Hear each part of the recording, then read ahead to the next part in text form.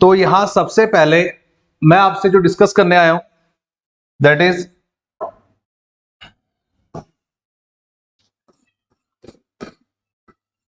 IBPS RRB 2022 के regarding हम बात करने वाले हैं। तो यहां पर सबसे पहले देखिए, आपके सामने एक सबसे बड़ा एग्जाम आ चुका है जो स्टूडेंट्स काफी टाइम से वेट कर रहे थे कि अब कोई वैकेंसी आए। इस बार हमको सिलेक्शन लेके जाना है और सिलेक्शन लेने के लिए एक प्रॉपर स्ट्रेटेजी और प्लानिंग की बहुत ज्यादा नीड होती है। देखो, एग्जाम तो हर साल काफी लोग देते हैं, लेकिन बात यह है सिलेक्शन हर किसी का नहीं होता है। सिलेक्शन केवल उन्हीं का होता है जो स्टूडेंट्स प्रॉपर स्ट्रेटेजी और प्लानिंग से पढ़ते हैं।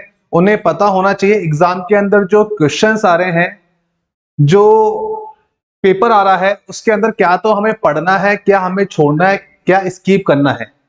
बात समझ आ रही है? मैं ये कह रहा हूं कि आपके एग्जाम में पेपर आएगा, क्या तो हम अटेम्प्ट करें, क्या हम छोड़ें, और किसे अटेम्प्ट करते पहले अटेम्प्ट करें, किसे बाद में अटेम्प्ट करें, किसे स्किप करें, ये एक स्ट्रेटेजी का पार्ट होता है। ठीक है, तो बेसिकली मेरे पास में जो सामने नोटिफिकेशन दिखाई दे रहा है वो है RRB 2022। तो बेसिकली आप सभी को तो वैसे पैटर्न पता है, फिर भी एक बार बता देता हूं। ये जो एग्जाम होगा 2 फेज के अंदर होगा, IBPS RRB clerical, IBPS RRB PO, आप सभी को पता है। अगर मैं बात करूं क्लर्क एंड PO की, तो बेसिकली जब मैं RRB हटा देता हूं तो ये बचता है केवल IBPS PO एंड क्लर्क। तो वहां पर प्रीलिम्स होता है और मेंस होता है। प्रीलिम्स यहां पर भी होता है, मेंस यहां पर भी होता है। तो बेसिकली जब मैं बात करता हूं RRB की, तो इसमें कुछ नया क्या होता है, इसमें नया ये होता है जहां पर 3 सब्जेक्ट्स आ रहे होते हैं, इंग्लिश, मैथ और रीजनिंग आ रहे होते हैं। तो जब RRB की हम बात करते हैं तो एक सब्जेक्ट कम हो जाता है, काम थोड़ा सा आसान हो जाता है। ठीक है, काम इसलिए आसान हो जाता है कि जो बच्चों ने बचपन से लेकर के 12th क्लास तक इंग्लिश में जो टेंस पढ़े थे वो कभी क्लियर ही नहीं हुए। कितना भी पढ़ लो उसको, कुछ ना कुछ रह जाता है। तो ये वाला पार्ट थोड़ा सा स्किप हो जाता है RRB एग्जाम्स के अंदर। तो बेसिकली बात आती है मैथ और रीजनिंग की। तो मैथ्स में तो आपको पता है हमारे पास रोहित सर है, और रीजनिंग के लिए मैं अपनी हर बार कुछ ना कुछ नई ट्रिक्स देता रहता हूं ताकि आपको पता चल सके कि एग्जाम के अंदर विदाउट यूजिंग पेन और paper how can we get the answer. बिना पेन पेपर चलाए हम कैसे बोल सकते हैं option number A is the answer, option number B is the answer, option number C is the answer. वो ट्रिक्स मैं बताता रहता हूं, तो जब हम सेशन पढ़ेंगे तो उसके अंदर आपको बताऊंगा। तो बेसिकली यहां पर मैं बात कर रहा हूं IBPS RRB 2022 एग्जाम जो होने वाला है। तो यहां पर इस एग्जाम के अंदर दो चीजें देखने को मिलेगी। 2 फेज में एग्जाम होने वाला है, प्रीलिम्स एंड मेंस। तो प्रीलिम्स के अंदर बेसिकली 2 सब्जेक्ट्स हैं आपके पास में, मैथ्स एंड रीजनिंग। दिक्कत वाली बात यह है कि टाइम लिमिट कम है। जो टाइम अच्छे से परफॉर्म कर लेगा या करना सीख जाएगा, मान के चलो गेम उसने जीत लिया, बाकी लोगों के लिए गेम ओवर है। और अगर मैं बात करूं तो मैथ और रीजनिंग के अंदर 40 क्वेश्चंस आने वाले, यानी कि 80 क्वेश्चन मात्र 45 मिनट में आपको खत्म करने हैं। क्या बोला मैंने? 40 क्वेश्चंस मैथ से आएंगे, 40 क्वेश्चंस रीजनिंग से आने वाले हैं। टाइम लिमिट कितना बताया था मैंने अभी आपको? 45 मिनट्स दिया मैंने यहाँ पे। तो 45 मिनट्स में आपको 80 क्वेश्चंस करने हैं। देखो, सॉल्व हर कोई करेगा, पास हर कोई हो जाएगा, लेकिन कट ऑफ के अंदर हर कोई नहीं आगे निकल पाएगा। IBPS का जो सारा गेम है कट ऑफ के ऊपर है। चाहे आप SC/ST से बिलोंग करते हो, जनरल से बिलोंग करते हो, OBC से बिलोंग करते हो, सारा गेम कट ऑफ का है। आपने प्रीलिम्स क्वालिफाई कर लिया, आपने मेंस क्वालिफाई कर लिया, इंटरव्यू की बात है, इंटरव्यू क्वालिफाई कर लिया, लेकिन बात हो रही है कि क्या आपने जो कैटेगरी फिल की थी, जिस कैटेगरी से हम बिलोंग करते हैं, क्या हमने वो कैटेगरी कट ऑफ को क्रॉस किया या नहीं। बात समझ में आ रही है? तो यहां हम बात कर रहे हैं कि मैथ रीजनिंग की स्ट्रेटेजी, शॉर्ट ट्रिक्स पता होना चाहिए। मुश्किल से अगर मैं बात करूं तो 1.5 महीने का समय, सीट को टाइट बेल्ट नहीं कर लिया है तो मान के चलो ये गेम आपके लिए नहीं है, 1 साल और इंतजार करना पड़ेगा। क्योंकि होता क्या है, IBPS हो गए, RRB एग्जाम हो गए, साल में एक ही बार अपना एग्जाम कंडक्ट कराते गए। वो जमाने जब हर 1 महीने 2 महीने बाद में बैंक के एग्जाम्स आते थे। ठीक है, तो यहां पर साल में एक ही बार पेपर आएगा, एक ही बार पास हो गए और एक ही बार फेल हो गए। अगर इस बार फेल हो गए तो इस साल बर्बाद है आपका, अगले साल वेट करो। और अगले साल वेट करने का मतलब ये हो गया 1 साल पीछे। और बेसिकली बात करूं तो 1 महीने की पगार अगर 45,000 रुपीज है तो मल्टीप्लाई कर लो 10 महीने से, मल्टीप्लाई कर लो 12 महीने से, कितने लाखों का नुकसान हो गया। तो माय डियर, कहना ही चाहता हूं, अगर एक अटेम्प्ट मिस होता है तो मान के चलो इतने लाखों का नुकसान हो गया। ये तो एक महीने की बात हुई, 10 महीने का कितना हो गया, 4,50,000 रुपया हो गया सीधा सीधा। 12 महीने में जोड़े, 12 महीने का आप लगाओ हिसाब, तो एक साल का 4,50,000 का नुकसान कर रहे हो आप लोग। दूसरे साल अगर रह गया तो मैं कह सकता हूँ मोटा मोटी 9-10 लाख का नुकसान हो गया। तो मेरे भाई इसको फाइनेंशियल टर्म में समझो ना। कल को बैंक में जाते हो, बैंक में पैसा डेबिट क्रेडिट ही तो सीखना है। पैसा आता है आपके अकाउंट में तो आप बोलते हो क्रेडिट हो गया, पैसा जाता है तो डेबिट हो गया। तो ये पैसा डेबिट होने वाला आपके अकाउंट से, बचा लो उसको, बचा सको तो अभी मौका है तुम्हारे पास में। तो कहने का मतलब ये हो गया कि यहां पर सारा खेल टाइमिंग का है। आपके पास स्ट्रेटेजी, आपके पास प्लानिंग है, आपके पास ट्रिक्स है, तो एग्जाम आपके लिए। अगर आप लोग इस एग्जाम को हल्के में ले रहे हो या स्किप कर रहे हो तो माय डियर फ्रेंड, आप बहुत बड़ी गलती कर रहे हो। और सबसे बड़ी गलती यह है कि आपके पेरेंट्स ने बचपन से लेकर के आपकी ग्रेजुएशन तक जितना पैसा आपके ऊपर, खराब तो नहीं किया बोलूंगा, इन्वेस्ट किया है। अगर यही इन्वेस्टमेंट को बैंक में रखते तो आज बैंक उनको अच्छा खासा इंटरेस्ट दे रहा होता। क्या मैं बिल्कुल सही बोल रहा हूं? तो यहां पर वो पैसा बचाने की बारी, वो पैसा रिटर्न करने की बारी, अब आपकी जो रेस्पॉन्सिबिलिटी है, जो आपकी अकाउंटेबिलिटी अपने पेरेंट्स के लिए होनी चाहिए, वो यहां से स्टार्ट हो चुकी है। नोटिफिकेशन जिस दिन रिलीज हुआ था तो चीख चीख के कह रहा था कि भैया पिताजी को पैसा वापस करने का समय आ चुका है, अपनी लाइफ को एंजॉय करने का समय आ चुका है। तो कहने का मतलब यह ज्यादा कुछ नहीं है, मैथ रीजनिंग का खेल है। प्रीलिम्स क्वालिफाई करो, आगे जाओ। और उससे बड़ी बात ये बताता हूं कि यहां पर हम क्लरिकल एग्जाम की तैयारी करते हैं तो मान के चलो प्रीलिम्स दो, मेंस दो, सीधी ज्वाइनिंग लो, कोई इंटरव्यू नहीं क्लरिकल पोस्ट के लिए। ठीक है, आपको पता होना चाहिए सेंट्रल गवर्नमेंट का रूल है। मोदी जी ने आते क्या दिया था कि भैया आज से मतलब उस टाइम पे कि क्लरिकल के अंदर अब किसी भी तरह के इंटरव्यूज नहीं होंगे। पहले इंटरव्यूज होते थे, बच्चा पहले बहुत डरा हुआ रहता था, क्लरिकल की नौकरी है, 20-25 हजार स्टार्टिंग में मिलने एज अ फ्रेशर, और पहले प्रीलिम्स भी दूंगा, मेंस भी दूंगा, फिर इंटरव्यू भी दूंगा। यहाँ पास हुआ, यहाँ पास हुआ, फेल हो गया तो फेल होने वाली कोई बात ही नहीं है। अब पीओ लेवल है, ऑफिसर लेवल का पोस्ट, सीधी सी बात है, तो नॉलेज आपको पास थोड़ा ज्यादा होना चाहिए। तो यहाँ पर इंटरव्यू होता है, यहाँ पे इंटरव्यू नहीं है। और सबसे अच्छी बात सुनो, मैं तो कहता हूँ पीओ का कट ऑफ ज्यादा है तो कुछ लोग बोलते हैं पीओ का पेपर टफ आता है। मेरा मानना यह है तुम क्लरिकल के अंदर एंट्री कर लो ना। क्लरिकल में एंट्री करने के बाद क्या होता है, डिपार्टमेंटल एग्जाम दो। डिपार्टमेंटल एग्जाम देने के बाद में प्रमोशंस इतने जल्दी होते हैं। इंडिया के अंदर ऐसा कोई गवर्नमेंट डिपार्टमेंट नहीं बना जितने जल्दी प्रमोशन बैंक देता है, जितनी जल्दी सैलरी इंक्रीमेंट इंसेंटिव्स बैंक देता, और कोई भी अदर गवर्नमेंट सेक्टर नहीं है जो आपको बैंकिंग सेक्टर के अंदर इतनी जल्दी ग्रोथ देगा। शेयर मार्केट से पैसा जितना जल्दी डबल नहीं होता उतना तो यहां हो जाता है आपकी सैलरी के अंदर। तो कहने का मतलब ये हो गया कि क्लरिकल के अंदर एंट्री लेने का मौका है, इंटरव्यू भी नहीं है, डिपार्टमेंटल एग्जाम दोगे, आगे प्रमोट होते चले जाओगे, सैलरी बढ़ती चली जाएगी। एक एग्जाम होता है जेआईबी सीआईबी का, सुना होगा आप लोगों ने, नहीं सुना तो बता देता हूं। एक एग्जाम दोगे, पगार बढ़ती रहेगी, सैलरी बढ़ती रहेगी, सिर्फ एग्जाम क्वालिफाई करते रहो। पोस्ट अगर आपको बढ़ानी है तो फिर उसके बाद में डिपार्टमेंटल एग्जाम जो होते हैं वो दो। और जीआईबी सीआईबी हर कोई नहीं दे सकता, ये केवल एक बैंकर ही दे सकता है।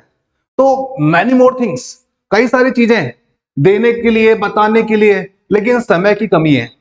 मेरे पास समय की कमी है, कुछ समय निकाल के आया था स्पेशल रिक्वेस्ट के ऊपर, कुछ स्टूडेंट्स थे, रोहित सर थे, तो आज आपके सामने लाइव आने का मौका मिला।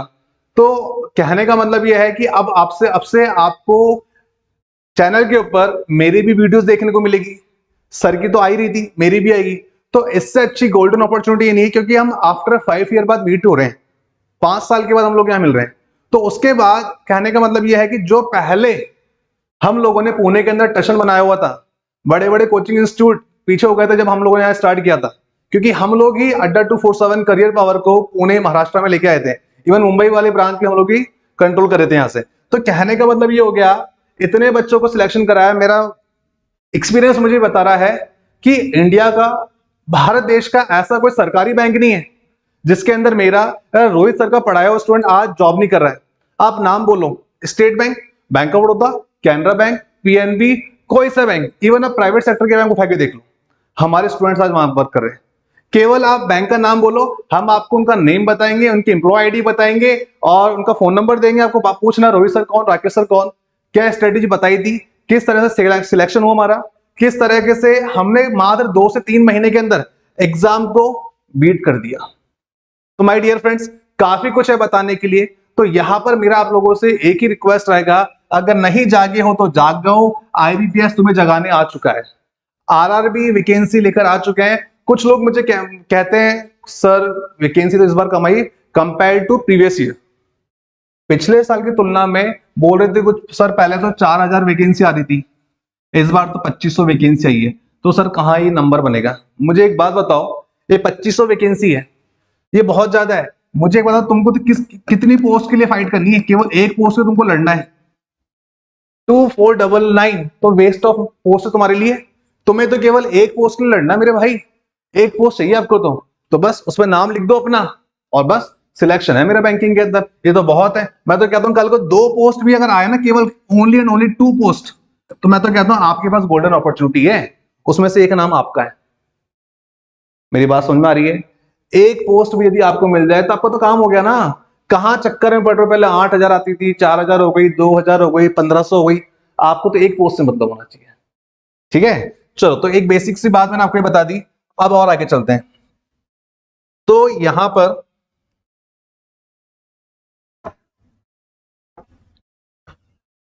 सब्जेक्ट्स की रिगार्डिंग बात हो गई। अब बात होती है कुछ इंपॉर्टेंट टॉपिक्स की।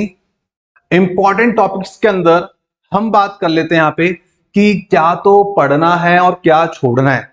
अगर बैंकिंग सेक्टर में एंट्री लेनी है आपको, अगर बैंकिंग एग्जाम क्रैक करना है, तो सबसे पहले ये पता हो कि भाई सिलेबस के अकॉर्डिंग देखें, आईपीएस के अकॉर्डिंग तो 20-25 टॉपिक मैथ में मिलेंगे, 20-25 टॉपिक आपको रीजनिंग मिलेंगे, क्योंकि आरआरबी की हम बात कर रहे हैं और आरआरबी के अंदर केवल 2 ही टॉपिक्स हैं।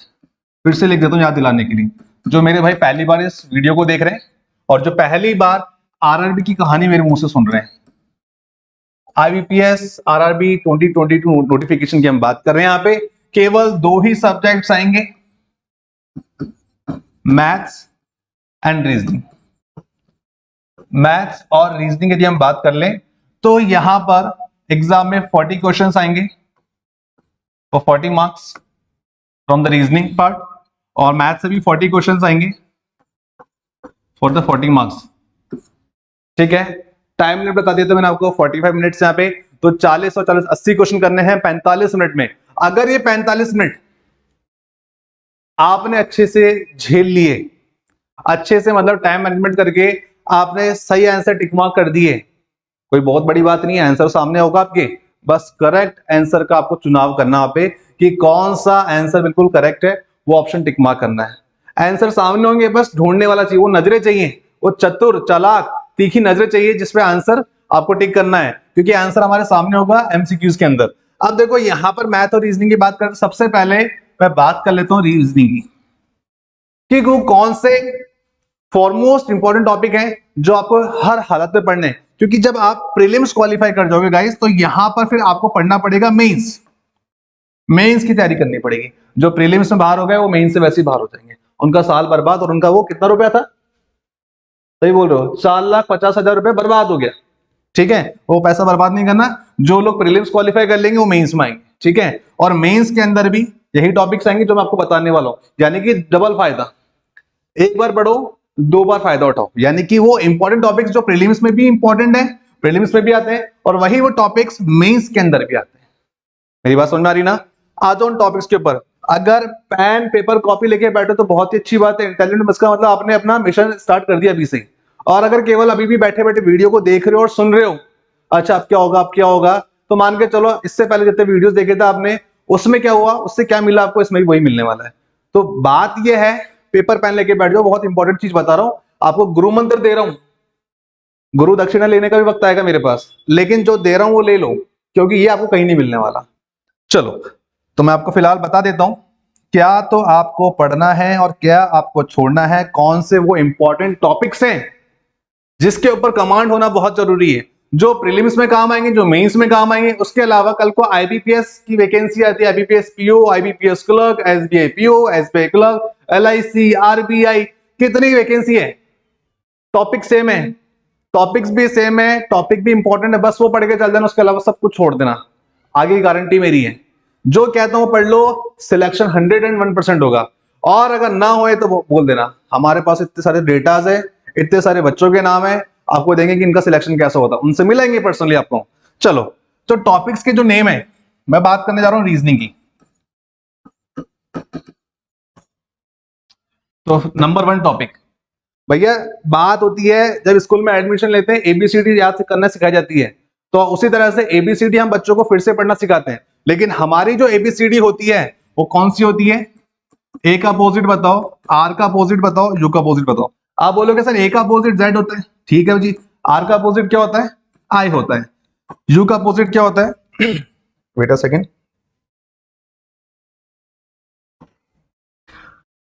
यू का अपोजिट एफ हो जाता है यहाँ पे। तो गाइज यहां पर मैं जो कहना चाह रहा हूं आपको वो ये है कि आपको रैंडमली एग्जामिनर पूछेगा कि कौन सा अल्फाबेट कितने नंबर पर आता है। जैसे आपने बोला सर ए 1 नंबर पर आता है, जेड 26 नंबर पर आता है, ठीक है जी। तो बताओ आर कितने पर है, आई कितने पर है, एफ कितने पर, यू कितने पर है? आर 18, आई 9, एफ 6, यू 21, ठीक है। अब इसके बिहाफ पर जो क्वेश्चन बनते हैं, आपको समझ में आ गया मैं किस टॉपिक की बात कर रहा हूं? बेसिकली हम बात कर रहे हैं कोडिंग डिकोडिंग की। पहला जो टॉपिक है, क्वेश्चन क्या बनता है?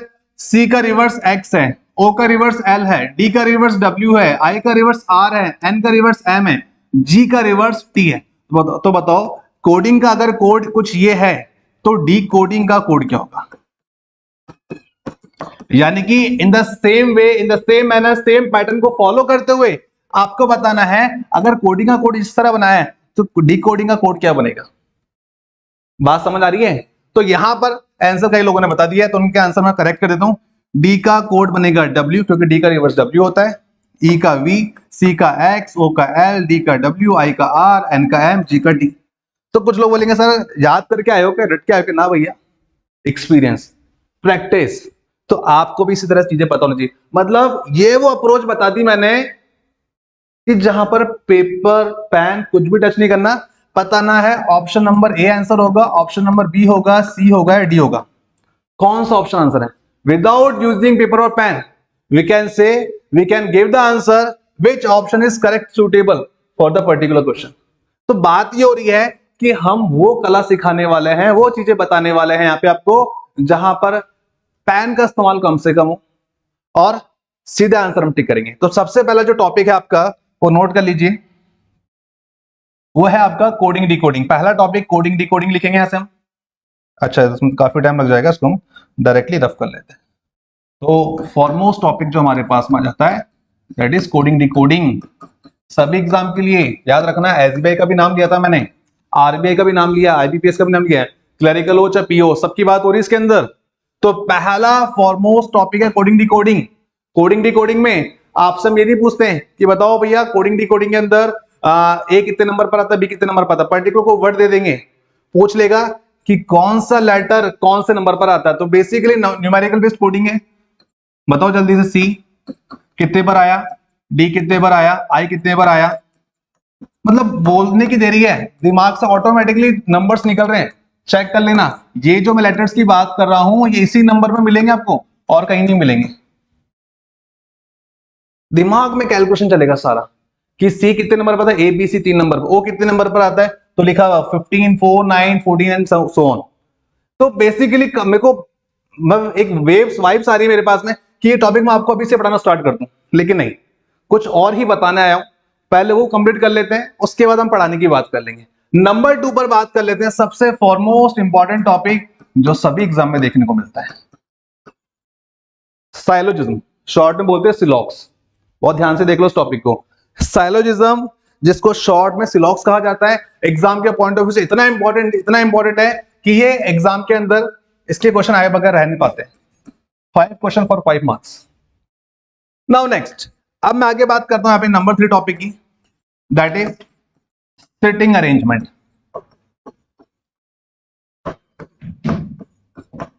बहुत ही आसान और खूबसूरत सा टॉपिक। सर्कुलर बेस्ड टेबल होती है, 4 लोग इनसाइड देख रहे हैं, 4 लोग आउटसाइड देख रहे हैं। जो आउटसाइड देख रहे हैं उनके प्रोफेशन दे दी जाएंगे, अलग अलग सिटी से बिलोंग करेंगे। तो ये टॉपिक से कम 10 क्वेश्चन बनते हैं एग्जाम के अंदर। कितने बोले मैंने? 10 क्वेश्चंस फॉर 10 मार्क्स।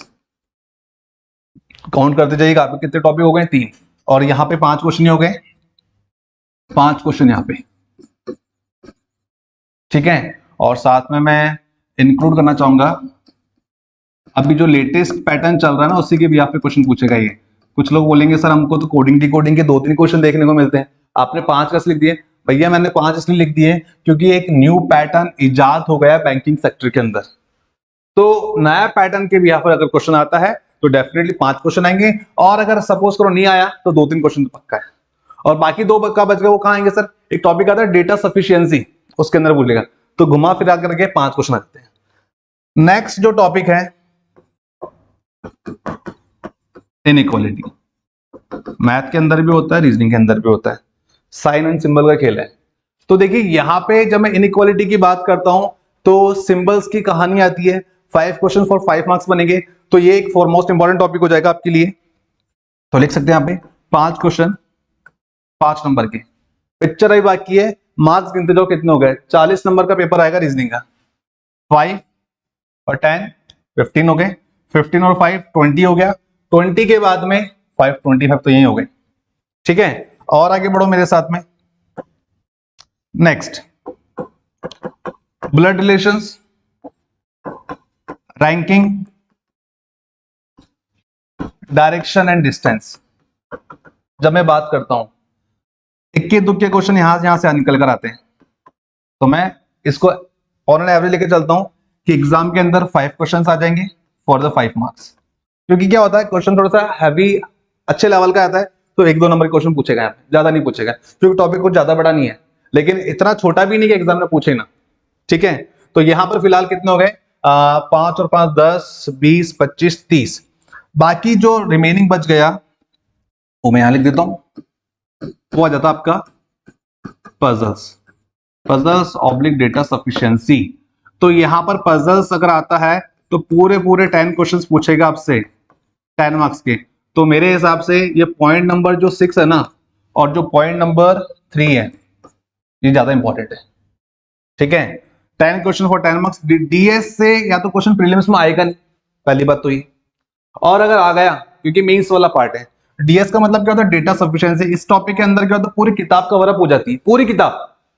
ठीक है, तो यहां पर डेटा सफिशिएंसी के अंदर या तो आएगा नहीं, और आया तो 5 क्वेश्चन 5 नंबर के। और अगर डीएस जब आ जाता है तो फिर लॉजिकल रीजनिंग आ जाती है। लॉजिकल रीजनिंग बोले तो statement and assumptions, statement and arguments, कई सारे टॉपिक्स है लॉजिकल रीजनिंग है। तो ये फॉरमोस्ट इंपॉर्टेंट टॉपिक है जिनको आप नोट डाउन कर लीजिए। यही वो सोर्सेस हैं, यही वो चीजें हैं जो आपको 45,000 प्रति माह जो सैलरी है वो मिलेगी यहां से, इन टॉपिक्स की बदौलत। ये तो 45 है तो मैंने बेसिक बता दिया, आगे ग्रोथ होगी, एंट्री ले लो सिस्टम के अंदर। एक बार सिस्टम के अंदर एंट्री हो जाएगी, 45 50 90 1.5 लाख कम है, बढ़ती जाएगी, बहुत मौके मिलेंगे। ठीक है जी, तो बेसिकली यहां पर मैंने उन टॉपिक्स की बात कर ली है जो एग्जाम के हिसाब से फॉरमोस्ट टॉपिक हैं, इंपॉर्टेंट टॉपिक्स हैं। इनकी क्या स्ट्रेटेजी होती है, इनकी क्या ट्रिक्स होती है, जब हम सेशन को आगे कंटिन्यू करेंगे तब हम बात करेंगे। आई होप मेरे द्वारा दी गई इंफॉर्मेशन आप लोगों के लिए सफिशिएंट रही होगी, और ये इंफॉर्मेशन सफिशिएंट लगे तो प्लीज LSS कर दीजिएगा, लाइक शेयर सब्सक्राइब। ठीक है, तो यहां पर हम लोगों ने नया बैच स्टार्ट किया है, जो हाल ही में आपको वीडियो के डिस्क्रिप्शन बॉक्स में दिख जाएगा कि हमारी ब्रांच कहां पर है, क्योंकि हमारा जो पुराना एड्रेस था वो चेंज हो चुका है। तो यहां पर मैथ और रीजनिंग मैं और रोहित सर ले रहे हैं, जो कि एक बार फिर से फुल फ्लैश होकर के बच्चों को कंपटीशन एग्जाम की तैयारी कराने के लिए आए हैं, और गवर्नमेंट जॉब दिलाना उनका नहीं अब हमारा लक्ष्य है। क्योंकि बच्चों के नंबर तब आते हैं जब टीचर उनको पढ़ाते हैं। इस बार हम लोग कह रहे हैं जो बच्चों के नंबर है वही हमारे नंबर होंगे। तो आप सोच के देख लीजिए, हमारे जो नंबर की जब बात आ रही है तो हमारे नंबर कैसे आएंगे, क्योंकि वो एग्जाम आप देने बैठोगे आप, लेकिन दिमाग हमारा चल रहा होगा। दिमाग हमारा चलने का मतलब है हमारे दिए हुए कॉन्सेप्ट्स वहां पे चल रहे होंगे। हमारे दिए हुए कॉन्सेप्ट्स का मतलब हो गया कि वो ट्रिक्स जिससे एग्जाम क्रैक होगा वो चीज होगी वहां पर। ठीक है गाइस, तो आई होप मेरे द्वारा जो इन्फॉर्मेशन दी गई आपको सही लगी होगी, समझ में आएगी। फिर भी कुछ बात रह जाती तो आप कमेंट बॉक्स के अंदर पूछ सकते हैं। तो मिलते हैं फिर अगली क्लास में। Thank you class, thank you so much.